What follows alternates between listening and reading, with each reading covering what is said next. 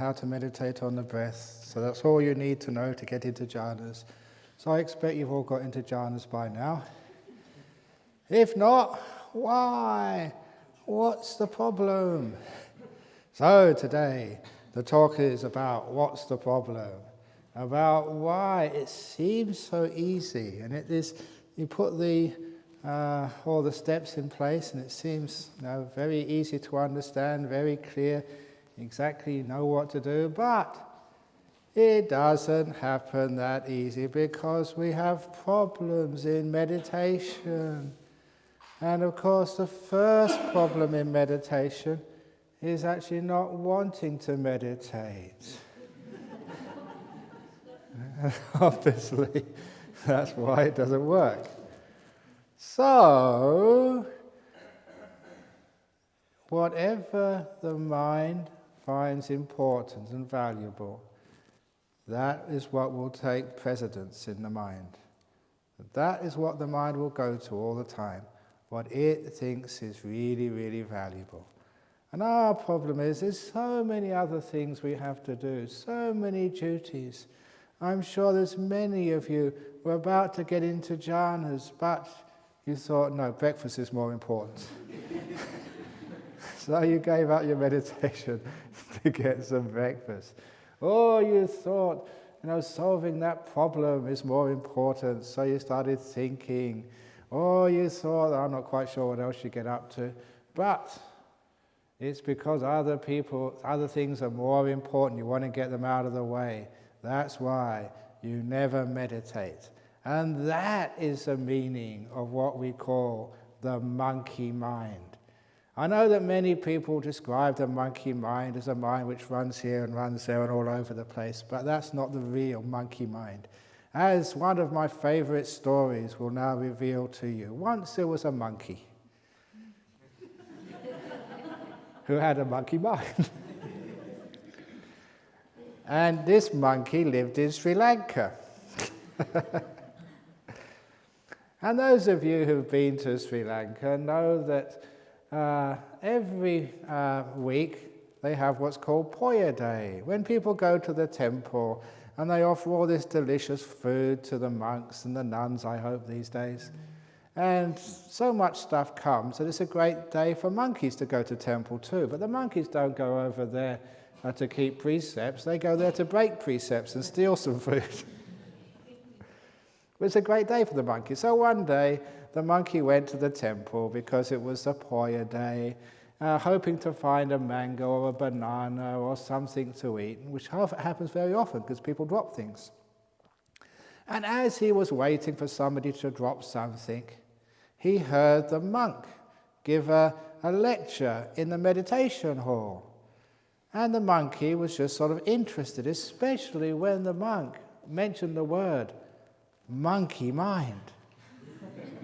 Because, everybody is really proud and sort of arrogant and conceited. When they start talking about you, you really get interested. So, if I sort of started to mention about Nirodha, her ears go up straight away. She wants to listen. So when monkey heard monkey mind, his ears really perked up. I said, what are they saying about me? So he swung over to close to the window and he listened to this monk talking about the monkey mind. And the monkey was so upset because they weren't respecting the monkey mind. They weren't sort of realizing the beauty of a monkey mind. He was really downplaying the monkey mind, saying it's a bad mind, it's a crazy mind, it's a sort of mind you should get rid of. It's one of the worst types of minds a meditator can have, the monkey mind. And the monkey was just so angry. He can't say this about us. That's discrimination. That's not respecting sort of our species. He can't, that's defamation. If I had a lawyer, I'd sue that guy. You can't say such things about monkeys. What's wrong with a monkey mind? A monkey mind's a good mind. Those guys don't understand anything. He was so upset. And so even though he hadn't eaten anything, he swam straight back into the middle of the jungle where the rest of the monkeys lived and told all the other monkeys, you wouldn't believe what those Buddhist monks are saying about us. Now, I heard it myself. They were blaming the monkey mind, telling it was a terrible mind. That's defamation, that's slander. We shouldn't stand for that. And all the monkeys said, yeah, we can't stand for that. That's wrong. And they all started jumping up and down, complaining, getting more and more angry. And then the head monkey said, that's the monkey mind. Jumping up and down, complaining, and doing all that sort of stuff. And all the monkeys were wise enough to say, that's true, because we never see the monks and the nuns doing that. They're quite peaceful and calm. So this must be the monkey mind. And we're monkeys. We're stuck with one. That's really terrible.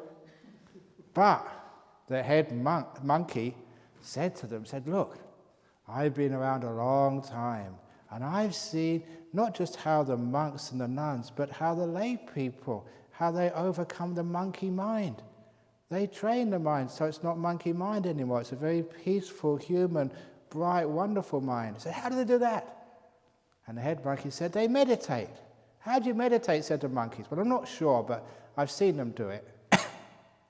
So what you do, they said, you sit down, you put the right leg over the left leg, the right paw over the left paw, close your eyes, and you watch your breath. And so the monkey said, yeah, let's do some meditation. Yeah, we'll do some meditation. We want to do some meditation. Calm down, said the head monkey. First of all, go and get a nice mat to sit on. So they went into the jungle, and they got some grass, and they got some leaves, and made themselves some nice little zafus, really big. And they said, right, said the head monkey, sit down. They all sat down. Right leg over the left leg, put the right leg over the left leg, right paw over the left paw. Chin in, eyes closed, and watch your breath. And that was the first time in the history of monkeyhood that monkeys ever meditated before. But you know what monkeys are like. Only for about 2 minutes. And then one monkey put his paw up. Excuse me, he said. And all the monkeys opened their eyes. So what is it? So, I've been thinking. Because that's what you do when you meditate. I've been thinking that, we had planned to raid the banana plantation for lunch. And we planned that this morning, do you remember?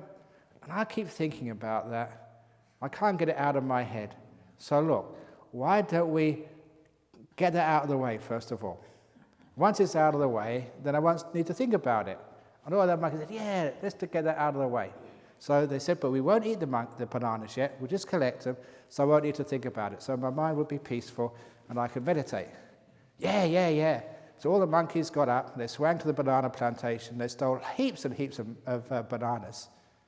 And they all brought them back, they didn't eat any, and they put them in this big mound of bananas in the middle of the clearing where they were meditating. And they got back onto their little seats, right leg over the left leg, right paw over the left paw, chin in, closed their eyes and started meditating, watching their breath. Excuse me, said one of the monkeys. Said, I've been thinking about those bananas.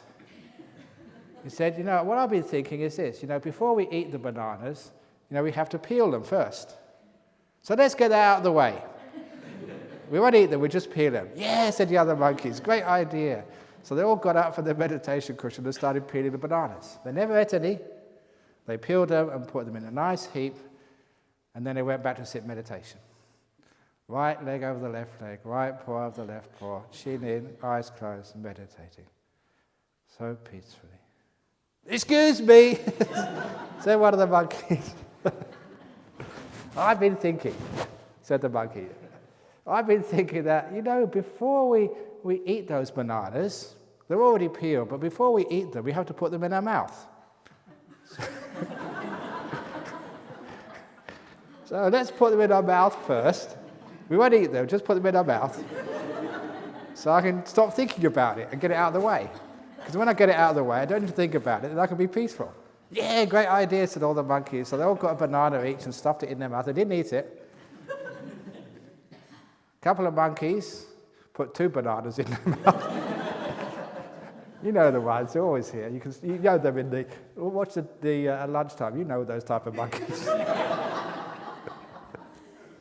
And then they went back into their seats with bananas in their mouths. Right leg over the left leg, right paw over the left paw.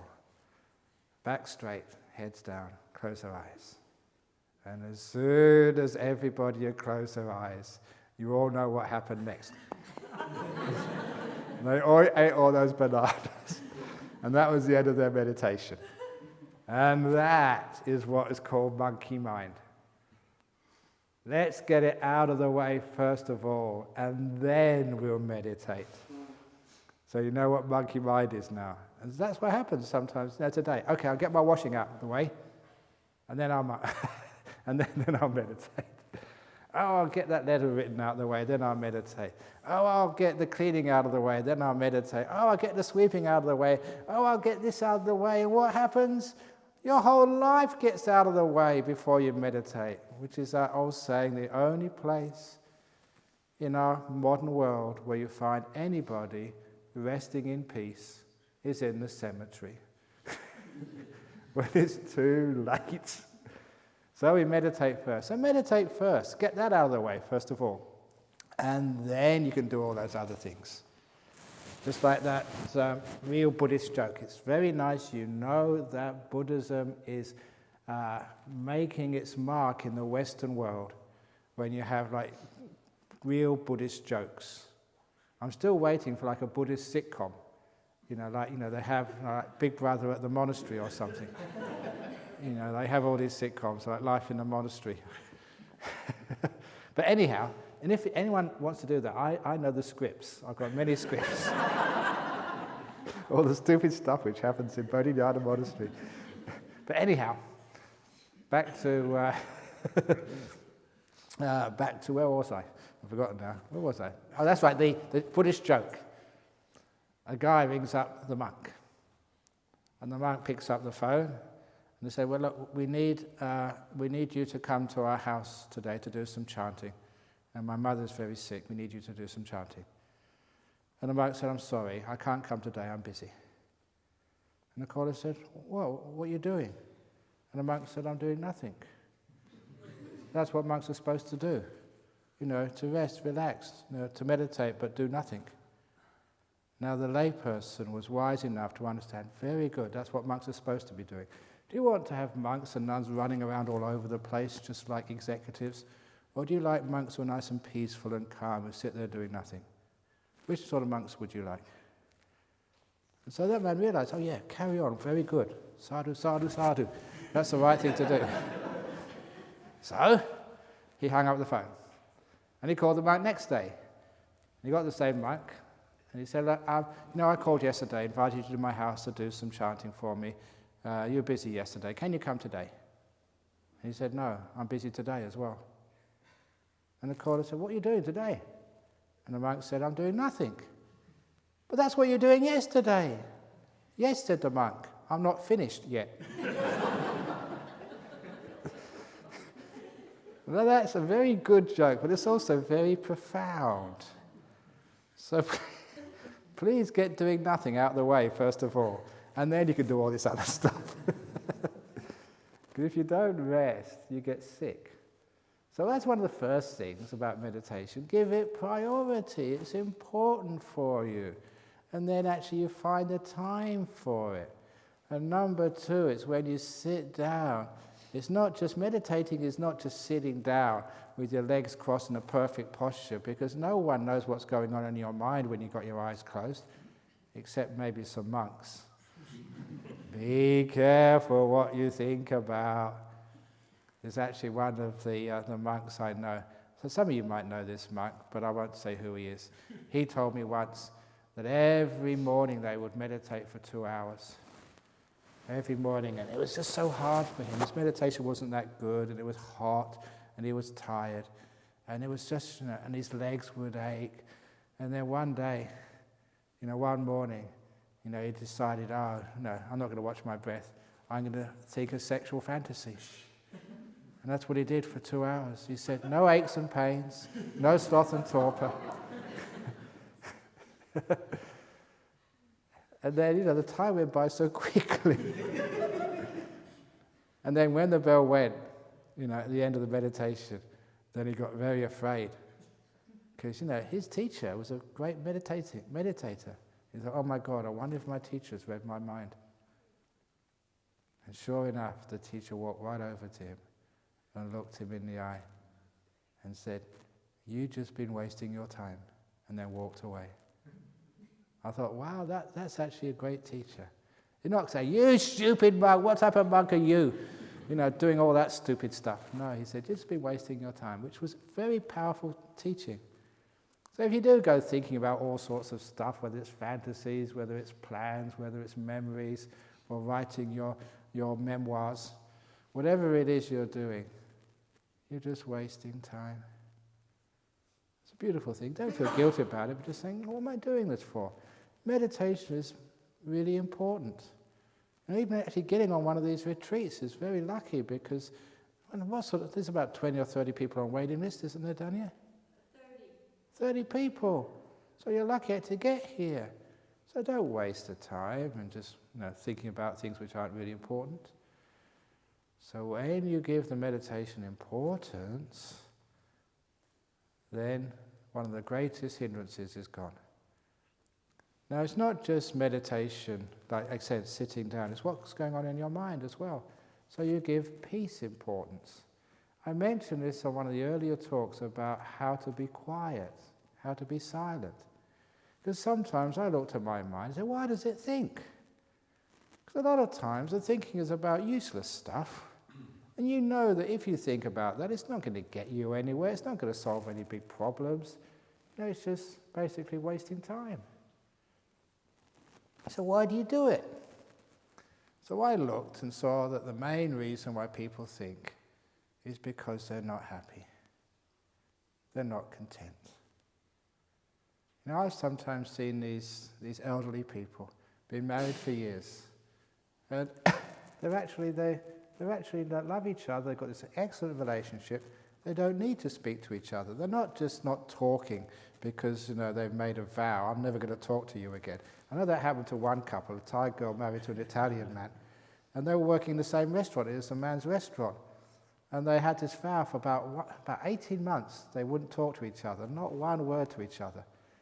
And so when we went into the restaurant for a meal, he came up and said, "Oh, what do you want?" and had a nice chat with us. And then afterwards she came up and she said, "What did he say?" For about 18 months they never said a word to each other, they refused. And they lived in the same house, worked in the same restaurant. It was so funny. But anyhow, some couples, they don't speak to each other, not because they've had an argument, because they don't need to. They're so content in each other's presence. They know exactly what the other person wants and what they need, and so they just go with each other just so peacefully and so kindly and so contentedly. And I often notice that when you are really content, there's nothing much to talk about. There's nothing much to think about. When you're content, the mind becomes very peaceful. So, how do we overcome that thinking mind? We become content. And the story behind that, so you know what contentment really means. And it shows you don't have to have perfect conditions to be content. It's the old story of the monk who went to teach in the prison. After I became the abbot and became too busy, I gave teaching to another monk, and he went to this new prison. He was teaching there for quite a few weeks. And one day they asked him, "Can you please stay behind? We've got some tea and some cheese and chocolate for you. We found out what you like. And we just want to talk with you and find out, who you are and what you do." So he stayed behind a bit longer, and they gave him a nice cup of tea, and they started talking to him. And one thing they asked, one thing which many people ask is, what do you do in your monastery? What's the daily life of a monk? So he went through the schedule. He said, in monastery we get up at 4 o'clock. 4 o'clock, they said. Even in prison you don't have to get up that early. And then he said, it is optional. You can always get up earlier, but not later. So what do you do after 4 o'clock? The prisoners, because they didn't have any idea of what a monastery was, a Buddhist monastery. Can you watch a late night movie? No, we don't have TVs in monastery. We meditate. And they said, oh, okay, fair enough, you're monks. That makes sense. But then you have your breakfast. Yeah, it was a very simple breakfast at those times. We have one of these cups, you can put some cereal in, and that was it. I said, in prisons in Australia, you can get bacon, you can get eggs, you can get pancake, you can get fruit. You name it, you can get it. I said, not in monastery, just we have cereals, and that's it. And then what happens after breakfast? So can you just sit around and sort of chat to each other? They said, no, we work. We work quite hard over in monastery. You see that even here in that teacher's cottage, which I'm staying in now, the roof isn't finished yet, you can see pictures of me on that roof, building it. People actually didn't believe that I built. We had a conference here in June of monks and nuns, and when they came along, they said, yeah, we always heard you said you were building. We didn't believe you. We thought it was another one of your jokes. So they actually saw me on the roof. So we do work as well. And the prisoners, they said, wow, you'll never get us to work hard like that. We go on strike. Even prisoners can go on strike in Australia. But anyhow, so we sometimes work very hard, even me. And what do you have for lunch? And you've seen our bowls. Actually here it's a bit nicer than our monastery because the sweets come in a separate bowl afterwards. But in monastery that doesn't happen. Everything goes in the same bowl. Everything.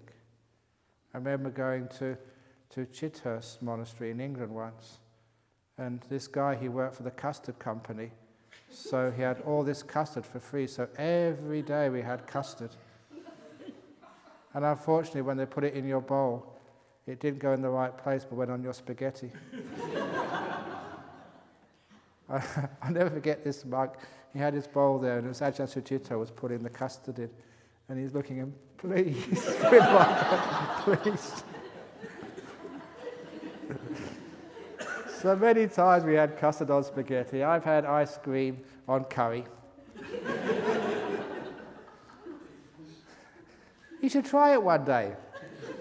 Chocolate ice cream on your curry. Maybe today. Is any ice cream today down here? Okay. If there is some, put it on your curry and find out. It is actually very disgusting, but you should try that. And that's actually how we eat. That's really awful. That's terrible. He said, they're told in solitary confinement, they give you a tray, and the different things, the vegetables, the meat or the curries or whatever, and then the fruits and the sweet, whatever it is. It's all in different compartments. It's disgusting how you live. But then what do you do after lunch? Can you play sport? Can you have a game of soccer? And these are stories, you've heard many times before, but it's your fault because this is supposed to be a new person's retreat. So if you've been here before, I'm not going to feel guilty. But it said, once I thought of starting a Buddhist soccer team. Because that's actually how, many of because I used to follow soccer in England, many of those football teams, they started off as church charity teams. Arsenal and so Chelsea, they were all started by local churches and having a group of their young people play soccer to get them off the streets, to teach them some discipline. And that's where they all started. So at many places, we can have like a Buddhist soccer team, and just for the sake of interreligious harmony, we can play the Muslims and play the Christians. But as soon as I started thinking deeply about it, if it was a Buddhist soccer team, we'd have to really use Buddhist principles, such as letting go. If the other team wants the ball, let them have it. Non-attachment. If they can't score a goal themselves, kindness. Own goal. That'd be a Buddhist soccer team. That's why the teams in Sri Lanka and Thailand and Burma are no good. They'll never win. Because they're Buddhists. Come on, kindness, you win. We don't mind. So I say, no, we don't have any sports. We meditate again. Oh, gee. don't you get tired of meditating? And the monk said, well, I've got to be honest, yes, sometimes. But then what do you do in the evening for dinner? Dinner, he said. Monks don't have dinner. Actually, even the cheese. I only allow cheese over here. We don't allow cheese over in Bodhinyana Monastery. Only you have to come over here. That's why many monks come to listen to the talking. No, that's not true. But anyhow, so they said, oh, we get a full meal. It's lots of choices in prison. So what do you do after, your tea and chocolate or whatever? Then what do you do? Can you play cards, a bit of Monopoly, or play guitar or whatever? No, we don't do anything like that. We just meditate. Oh, God. Instead of prison. So what time do you go to bed? About 10 o'clock. I know that, sorry, that's not what he said. He said, what time do you go to bed? And he said, we don't have beds. Over here I've got a bed. It's really comfortable. I'm sleeping too much. That's the reason why. But over there where I live, you maybe go and see it, my cave, we sleep on the floor. On the floor, they said. Even murderers, they get a mattress. And actually that's pretty accurate as to how we live. And the prisoners were really taken aback. And over the weeks they got to like this monk. And they felt so sorry for him that one of the prisoners forgot where they were and they blurted out, and this is true, they said, it's terrible where you live in your monastery. Why don't you come in here and stay with us instead? He got an invite to come into jail, stay with his friends. And they said that because for them, and actually it was accurate, it's much more comfortable being in a prison in Australia than it is being in Bodhinyana Monastery. The conditions are far more luxurious. So why is it that there is a huge waiting list of people trying to come into Bodhinyana Monastery? Even a couple of days ago I had to tell the secretary, Janarato, to write 2 people can't come, we're full up. Why is there a waiting list? What's the difference between a monastery and a prison? The only difference is, in a monastery, people want to be there. In a prison, doesn't matter how comfortable it is, you don't want to be there. That's the only difference. And from that, I realized what a prison really is and what freedom is. A prison is any place you don't want to be. Any place you don't want to be. If you're fed up with this stupid meditation center, this meditation center has now become a prison for you. If you don't like your relationship, the people you live with, then that becomes another prison for you. You don't want to be there. If you're in a job you hate, your office becomes a prison. And if you are meditating and you just don't want to be here, your mind is now a prison for you. Any place you don't want to be is prisons, and that's suffering. It's got nothing to do with the comfort. This happened to me once. I was going to this Buddhist summit in Japan. And these people, they must be very wealthy because they put us up in a really luxurious 5-star hotel. So I was put in this hotel with a TV I couldn't switch on, with a spa I couldn't use, with a mini bar which you couldn't even touch. And the worst thing about it, I was stuck in here. And I was a forest monk. I like walking, going outside. I was stuck in this room. And after about half an hour, I started feeling this was a prison for me. Because I didn't want to be there. I wanted to get out and go into some nice nature, to see some trees or some grass rather than the inside of a hotel room. And I realized, it was an amazing thing, that moment. I was in a 5-star hotel, and to me it was a prison. I realized that any place, it can be luxury, but when you don't want to be there, that is a prison. And it doesn't matter how harsh it is. If you want to be there, you're content, then you feel free. And to me, that really made it quite easy to meditate.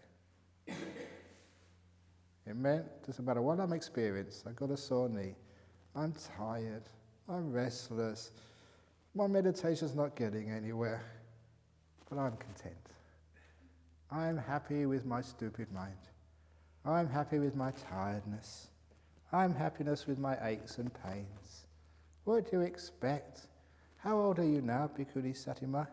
76. 76. Have you got lots of aches and pains? Yes. Of course. That's par for the course. So you can't get rid of them. What do you expect? So you've got to be content and happy to be here. And then you're free. And it's not a problem anymore. So it doesn't matter how you feel. She looks pretty content. She hasn't complained or moaned once. I have, getting up in the morning. Oh. That's actually why in the northeast of Thailand, you know what they have a name for the elderly? Like a Mr. is called Paw and Mrs. is called Mare. So in the northeast, they call the old men Paw Oi and the old women Mare Oi. And the reason is because when they get up, they go oi, oi, oi, oi. That's true, that's a Thai joke, but it's true. So you can call your granny Mrs. Oi. Because you'll go, oi. But anyway, you can be content. And when you're content, when you want to be somewhere else, then you're in prison. So the way to overcome this thinking is be content to be here, no matter where there happens to be. You don't have to be in a luxury suite. You don't have to be in jhana. You don't have to have a body which is in perfect health to be content. You just need to want to be here. This is good enough. This is okay for me. Contentment, no desire, no wanting. And you can be content anywhere. That's some amazing insight. You don't have to have a perfect body, a perfect world, a perfect room, a perfect cough. You don't have to have perfect anything to be free. You just need to want to be here. So one of the biggest hindrances you have in your meditation is not wanting to be here. Wherever that happens to be. Even sometimes people have these beautiful nimittas and they're not content. I want to be in jhana. They're in first jhana, they're not content. Oh, I want second. Give me more. That means there's no contentment, no happiness there. So the trick in meditation to overcome the hindrances is no matter what's happening right now, be totally content. No matter what you're experiencing, happy to be here. And if you're happy to be here, that's present moment awareness. The happiness is the joy. Because you're happy to be here, there's nothing much to think about. Because all the thinking is trying to solve a problem. If there's no problem, there's nothing to think about. You know what is a problem anyway? This was actually a story which I wrote in Opening the Door of Your Heart. I haven't told it for years.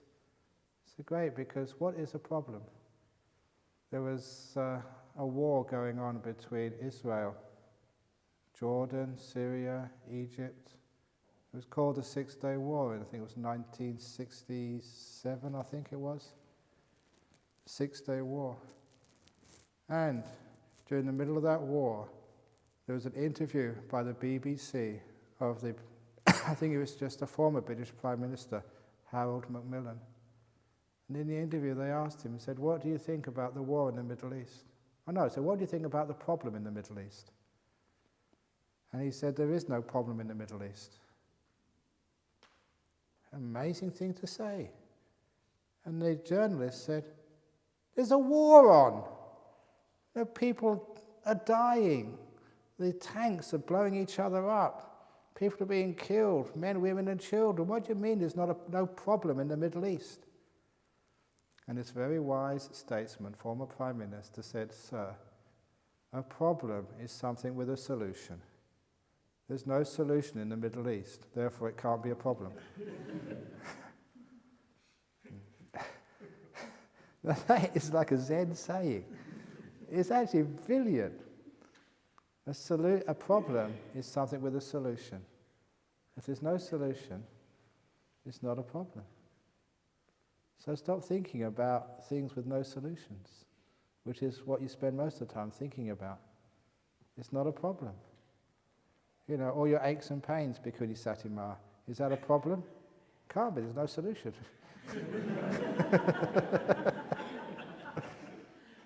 So you can't waste the time thinking about it.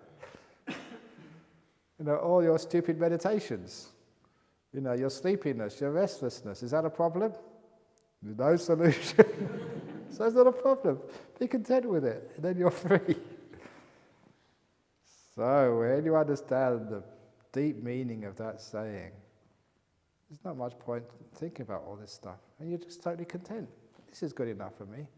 There's no business to be done. So you can relax. And in that contentment, the mind doesn't move. That's why it's called contentment. It's a state of mind which is happy no matter what it's experiencing. The trouble with most people is that they want to have a nice object before they can be content. They want to get everything just right, get all the problems out of the way before they're content. And you find you'll never find contentment that way. They want to find the perfect partner, the perfect job, the perfect monastery before they can be content. And that's endless. So there comes a time when you say, this is good enough, and you're content right now. That's another mantra which you can use. They asked last night about mantras which really help healing. And one of the best mantras which heals the mind. You can use this with your breath, or you can use this when you're doing walking meditation. As you move your left foot, say, good. Right foot, enough. Good, enough. As you breathe in, good. Breathe out, enough. Good, enough. For the Thai people here, there's two Thais here. It comes from the old Thai mantra, Podi.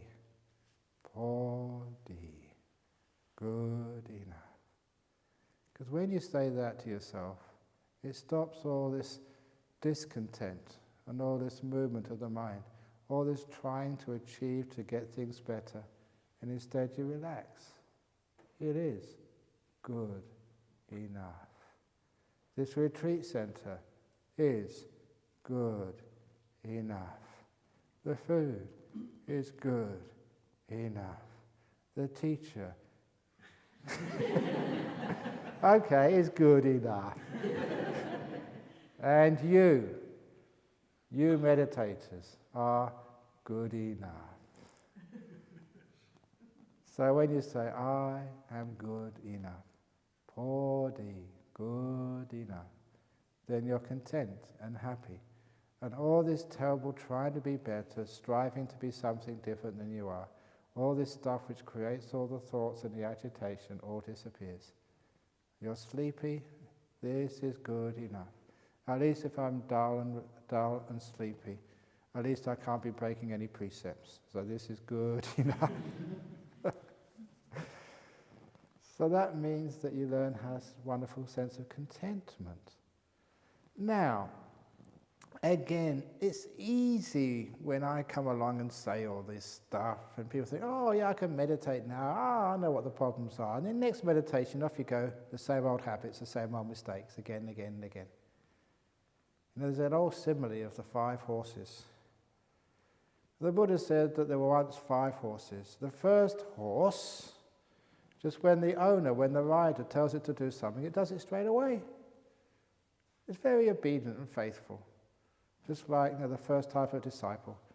You give them some instructions and straight away they follow it and they get into jhana and become enlightened very quickly, very easily. They're really good disciples. That's like the first horse. The second horse, the rider has to take out the whip. But just when the shadow of the whip falls on the horse, they know what they need to do. They only suffer a little bit and then they behave. The third horse, the owner has to tap it. And then it follows the instructions. A tiny bit of suffering, But only a tap doesn't really hurt, but just reminds it, oh, you better behave, or else. And the fourth type of horse, the teacher has to whack it. Ow! Only once though, and then you learn your lesson. You've been meditating and suffered once, and that's enough. You learn your lesson, never do that same mistake again. And the fifth horse, whack, whack, whack, whack, whack, whack, whack, whack, whack. And it doesn't learn. They meditate and they get into sloth and torpor, restlessness, suffering, so many times, so many retreats, and they still don't understand. So the question now is, which horse are you? Hands up if you're the fifth horse. Go on, hands up. Everybody usually puts their hands up. They all identify with their fifth horse more than any other ones. Suffer. Why do you keep on suffering when you meditate? Why can't you have some bliss and peace and contentment, for goodness sake? So, when you understand this hymn of the five horses, come and be smart, use wisdom power, don't keep on suffering. You remember that first talk which I gave about the two types of meditation? What are the two types of meditation? Yes, second noble truth meditation and third noble truth meditation. Second noble truth, desire leads to suffering. Third noble truth, letting go leads to bliss. So, what meditation have you been doing so far? Have you been suffering? If you have, don't think, oh, what am I doing wrong? You know what you're doing wrong. It's desire. That's what's caused a problem. So don't think I should desire more to get rid of these things. Don't have more willpower, less willpower, please. And then you do third noble truth meditation. Letting go, contentment. Stopping controlling things. Then you become peaceful. You become happy. You may even become enlightened, who knows? Because you've let go. So that's what we always remember. So we always use wisdom power to understand the problems which happen in our meditation. And in order to help with that wisdom power, so you always keep remembering, is something which I call programming mindfulness. To program mindfulness, okay, so you may have this recurring problem in your meditation. Say that, as soon as you start getting peaceful, you tend to control things. Or let's say you get afraid. You're about to let go, the body's about to disappear. And, what's happening to my body? That's one problem which comes up for people. So what you do is you program your mindfulness. You tell yourself when you start meditating, when my body starts to disappear, it's fine, it's all right. When my body disappears, I won't react. When my body disappears, I won't react. Something simple you say to yourself 3 times. Then you forget it. And then you just go and meditate. And it's amazing how well that works. You start to get to that usual place where you have a problem, and the mind does it automatically. You're about to lose your body, get afraid as usual, but something inside of you says, don't react. You see the program working. It's like an antivirus on your computer. Soon as it sees some bad software coming in, then it catches it and stops it automatically. It's called programming your mindfulness. If, for example, you always get lost in sloth and torpor, and you've slept enough, so it's not sort of physical, it's like dullness or boredom. You would actually notice on that path to meditation, to calmness, it's like you come across a fork in the road. And you do have the choice to go left or go right in that fork in the road. If you go right, it goes to sloth and torpor. If you go left, it leads to peace, but with awareness. And there's a fork there, so you tell yourself when you begin meditation, when I get to that fork in the road, I will take the left path, which leads to peace and awareness.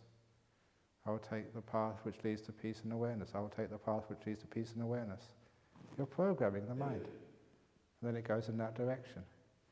Programming the mind is really important, and when you actually get to the very deep stages of meditation. For example, when you get to those nimittas, which I was talking about earlier. Because if a nimitta comes in your mind, there's a problem there, and you're trying to solve the problem, then you disturb the whole thing. It's just like Ajahn Chah, still forest pool, sitting there quietly, and this beautiful animal comes out, and Ajahn Chah moves, and the animal sort of senses there's someone there, and Ajahn Chah says, "Stop, be quiet, be still." And of course, just doing that much, his movement. So the animal knows, even more so, there's someone watching and goes away and hides. Any movement of the mind, when nimitta comes up, is going to disturb the whole thing. So the way to actually solve problems when it gets to nimitta is put the instructions in at the very beginning, program of mindfulness. You say, when a nimitta comes up, I'll be like Ajahn Chah, and be totally silent and still. When the nimitta comes up, I'll be like Ajahn Chah. When the nimitta comes up, I'll be like Ajahn Chah. You say that to yourself at the beginning, you forget it, and it's incredible how well that works. When you get to those stages of nimitta, the instructions kick in. You don't move because the instructions have already been programmed.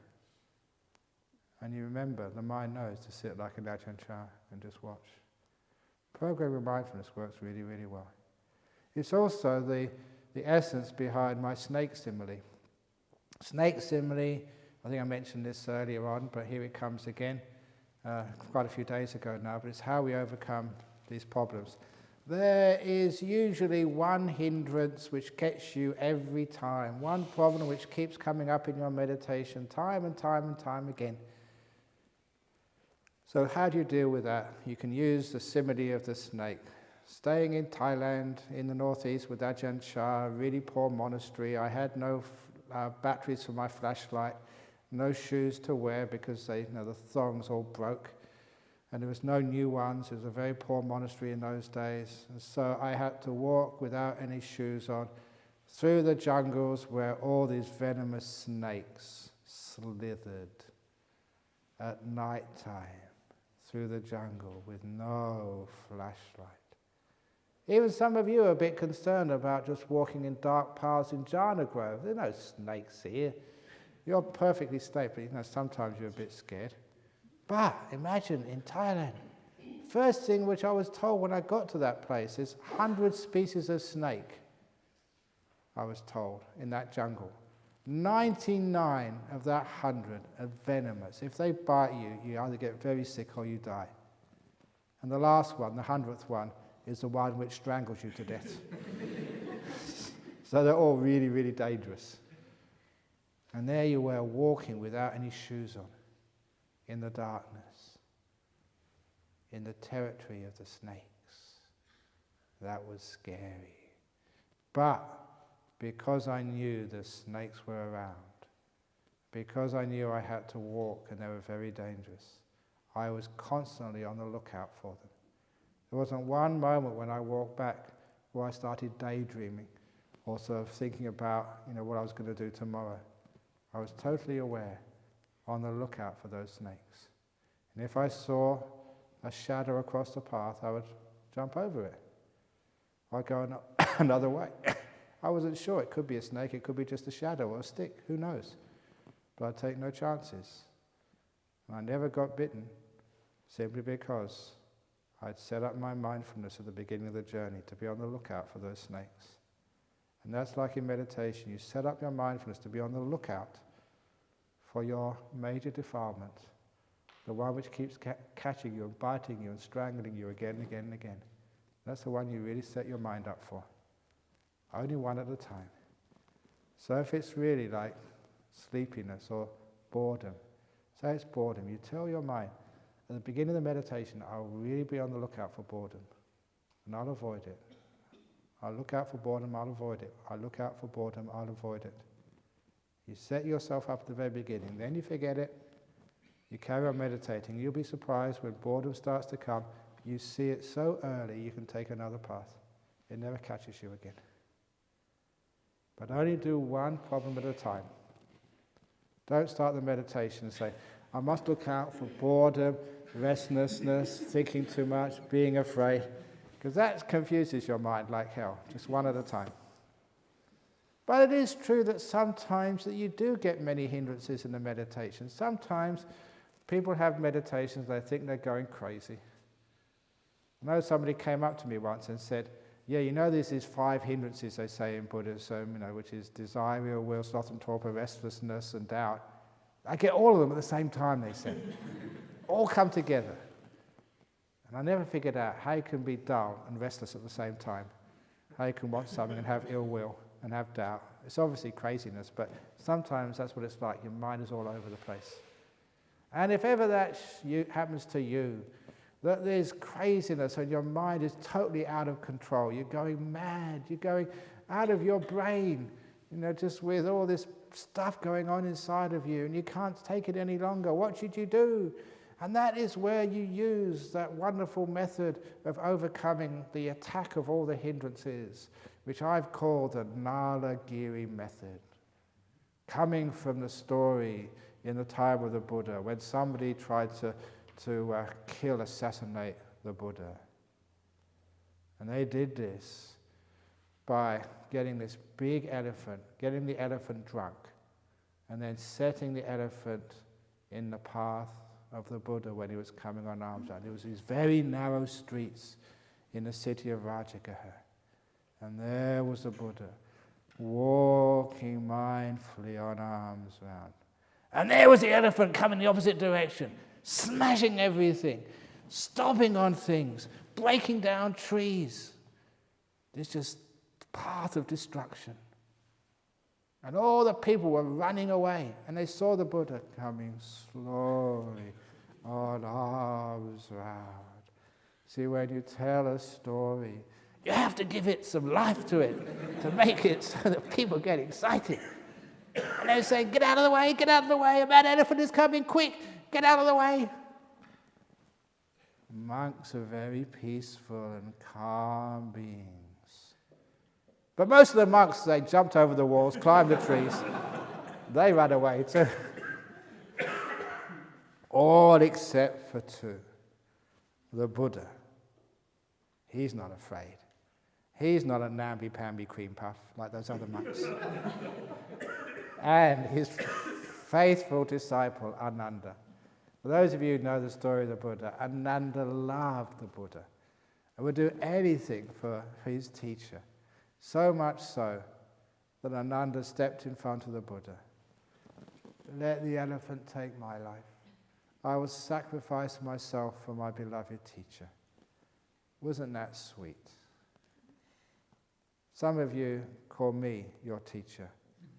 How many of you would do that for me? You wouldn't even stand in front of me if a kangaroo was charging. Let alone an elephant. Anyway, Ananda stood in front. Let the elephant take me. The Buddha. Very nice, Ananda, but get out of the way. I can handle this. So poor Ananda lost his moment of glory. And there it was, just the two of them. The crazy, powerful elephant against the soft, wise, compassionate Buddha. Who would win? I'm sure that if there were bookkeepers at that time, they'd be taking odds. 2 to 1 for the Buddha, 5 to 1 for the elephant. But as they charged together like high noon in Rajagaha, these two amazing, powerful forces coming closer and closer together, what did the Buddha do? Now, there are such things as psychic powers. And the Buddha had them, heaps of them. And I am convinced if the Buddha wanted to, just like some martial artist, he could have grabbed the elephant's trunk quickly before the elephant could do anything. Swung it 3 times around his head, just like in the movies, like Superman. This is Superman, this is the original superhero, the Buddha. And thrown it over the Ganges River, 300 miles away. But just so it landed very softly, because the Buddha was very compassionate. He could have done that easily, no trouble at all. But that would have been violent. The Buddha's not into violence. So what did the Buddha do? He didn't fight force with force. He fought this incredibly powerful elephant with compassion. Dear Nalagiri, the door of my heart is fully open to you, no matter what you ever do to me. You can trample me under your powerful feet, and make me hamburger patty. You can pick me up and smash me against a tree. But whatever you do to me, Nalagiri, I always forgive you, and I'll always love you and care for you. Because the door of my heart's open to you, Nalagiri, whatever you ever do.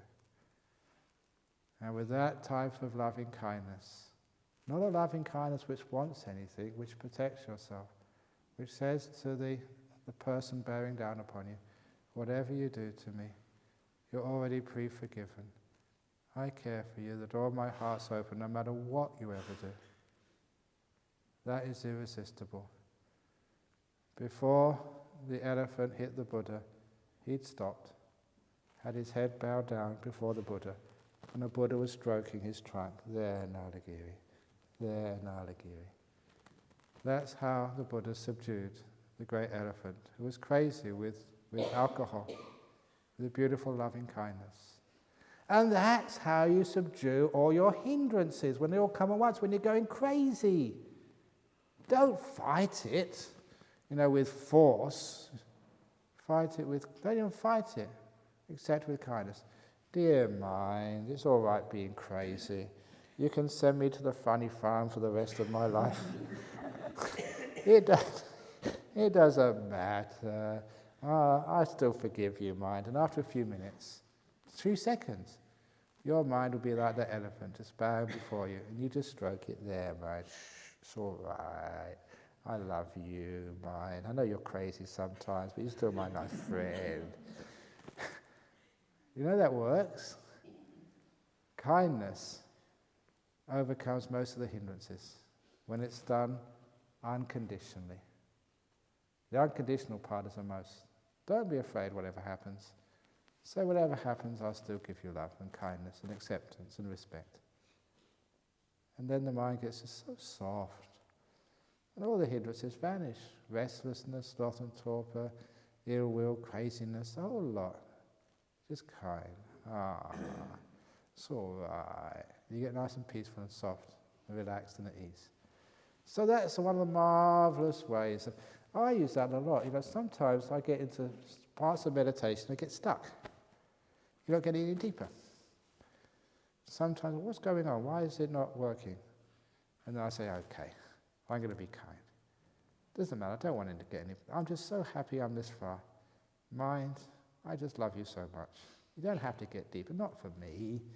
Just be yourself, I don't care. I'm just happy to be here with you. And then the mind goes very deep, very quick. When I want something, it's called hatred. You're hating this moment, you want to be somewhere else. You're not content, you're not free. So when you love this moment, no matter what it is, I'm tired, I'm achy, I'm thirsty, I want to go to the toilet, I want to go to have a shower, I want to go for a walk, it's okay. I love you as you are. And then when you do that, the mind gets so peaceful and very still. So please, again, always try a little bit of loving kindness from time to time in your meditation. And you'll find that many of the hindrances are overcome very quickly. You do feel peace. But you've got to do it properly, 100%, not 99%. And there are many of those problems in meditation, they just vanish. You have a wonderful time. You enjoy yourself. So it's not telling you just what to do. All those problems in meditation, which have been there for years and centuries, which Buddhist monks we know about, and we tell each other, from teacher to disciple, how to overcome those problems. And so it's all been worked out a long time. Don't ever think you've got a problem which has never been seen in 2,500 years of Buddhism. You're one, we know that. It's been there, done that.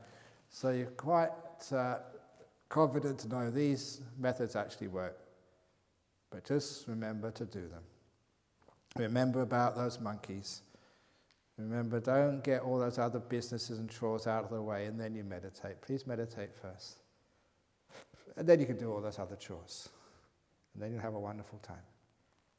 So that's the talk for this evening. How to overcome some of the obstacles in meditation.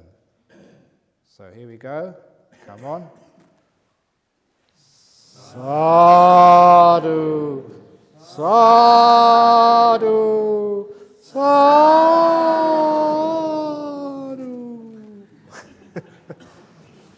Every time you laugh, you don't get bored of that, do you? Maybe by Sunday you get bored, but anyway, from now on it's pretty good.